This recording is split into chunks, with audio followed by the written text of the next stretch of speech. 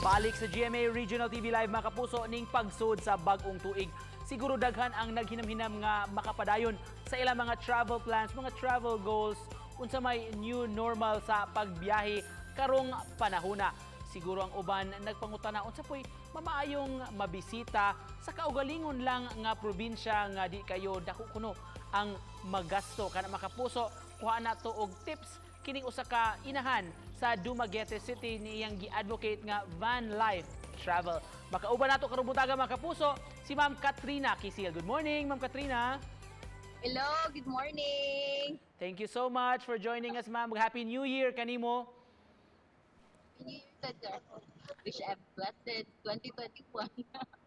Ma'am Kat, about your van life travel kay na feature na kasalilain nga mga sites ani ma'am. Can you tell us the background about this ma'am? Giunsa po nimo pag-convert kini mong vehicle aron mamahimo ninyong kahigdaan, kaistaran o of course kabiyahian gyud?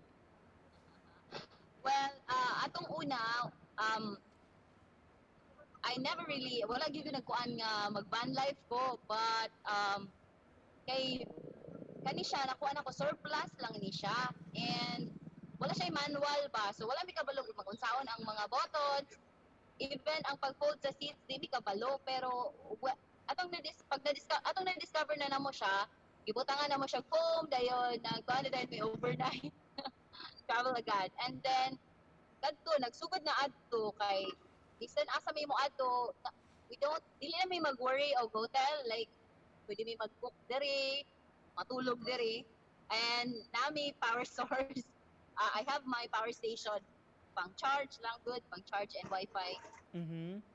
Kano sa ka nagsugod ani inyong hilig ma'am sa traveling? Last year, I started last year. Then ako lang yun nag-convert, sir. Atong una, medyo huot siya, then ako siyang gi-rebuild para mas may komportable na mi. Kumpleto ra ba ma'am? Doon na naka-kitchen, of course doon na kahigdaan o ka storage pag nga area. Toilet. I have my portable toilet. Kumpleto na gyud tuod niya. So far, asa man mo naabot na sa inyong mga travels using this van, Ma'am Kat? Diri, basta within Negros Oriental, because if we cross the border, pagbalik na mo, i-quarantine magyud mi, and I can't afford that kay ako'y nakadagan na leave. So, but we have a lot of waterfalls here in Negros. Baling daghan nga waterfalls. And we have the geothermal plant. Lami kay mag-camp diri sa among bukid. Masyada kada kayong lugar. When you travel, of course, ma'am, you're with your kids, ma'am, no? How old are they, ma'am? 8 and 12. 8 and 12. And they're very independent na. Kaayo. You try to embrace minimalism kuno and then you teach that to your kids? Yes. Nga naman, Ma'am Kat? Kay, though in a tight space, pwede raming, maka-adjust sila dayon ba? Dili sila, I like nga makalaag sila kay they get this time away from their phones. Okay, usahay we go to places na wag yung signal, so they can use their phones, and I'm happy that I get to give them that kay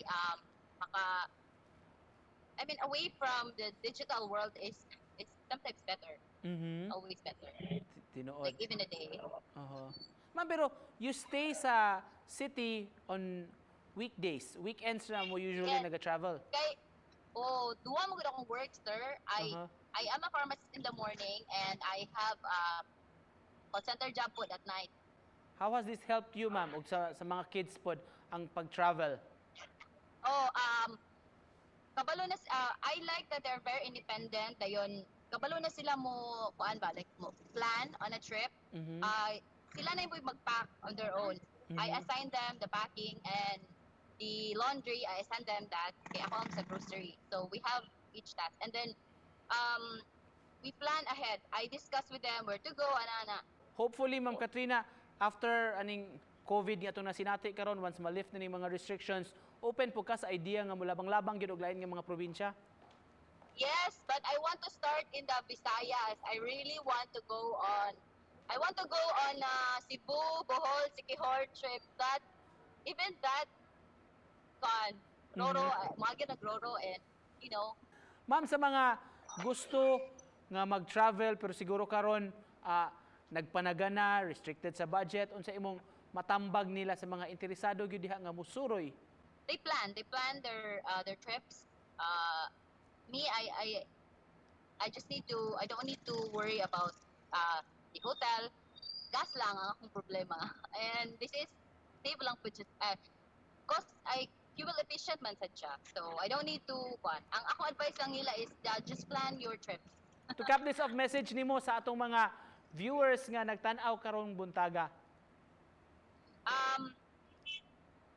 My message to you is please join me. Please join the van life community. With van life, you don't need to you can travel. It's possible to travel on a budget. Yes, it's possible with van life. Pagkanindot. Thank you so much for joining us this morning, Ma'am Katrina Kisil. Ug murag daghan jud kay nainganyo nga mo biyahe karong bag-ong tuig. Happy New Year, ma'am. Happy New Year. Hello, bye-bye. Bye.